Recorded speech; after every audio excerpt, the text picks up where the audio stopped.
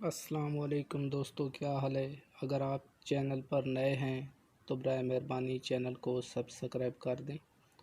آئیے آج میں آپ کو جگر مراد آبادی کی داستان سناتا ہوں۔ جگر مراد آبادی نے شراب کیسے چھوڑی؟ تو سنیے دوستو، جگر مراد آبادی تنہا بیٹھے تھے کہ ذہن میں خیال آیا کہ شراب نہ پیوں گا تو کیا ہوگا؟ اگر میں اللہ کو ناراض کر بیٹھا اور نفس کو خوش کرتا رہا تو کیا حاصل ہوگا؟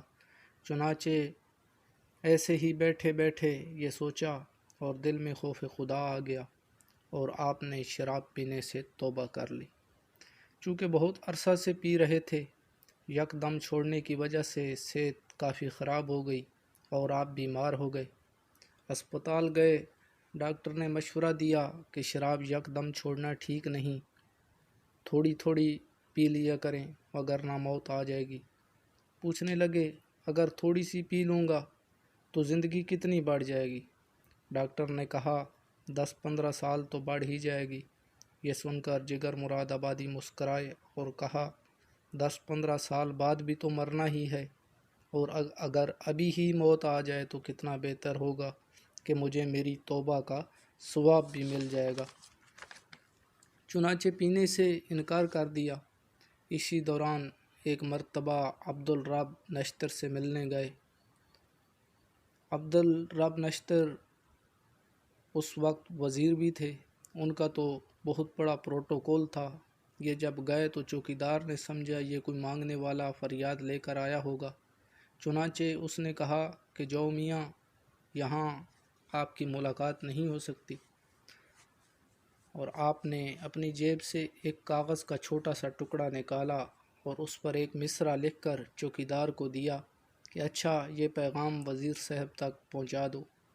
چوکیدار وہ کاغذ کا ٹکڑا لے کر وزیر صاحب کے پاس گیا، ان کو وہ کاغذ کا ٹکڑا دیا۔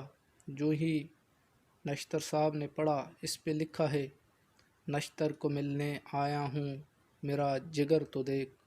نشتر صاحب بھی صاحب ذوق تھے، فوراً سمجھ گئے اور کاغذ کا ٹکڑا ہاتھ میں لیے ہی بہرہ آ گئے اور جگر مراد آبادی سے ملاقات فرمائی اور اندر لے گئے، بٹھایا اور حال احوال پوچھا اور گپ شپ کی، اور جگر نے اپنی داستان سنائی کہ زندگی کا رخ موڑ لیا ہے حقیقی منزل کی طرف، اور اس بات کی گواہی آپ کے چہرے پر خوبصورت داڑھی اور پیشانی پر سجدوں کے نشان بھی آپ کی گواہی دے رہے تھے۔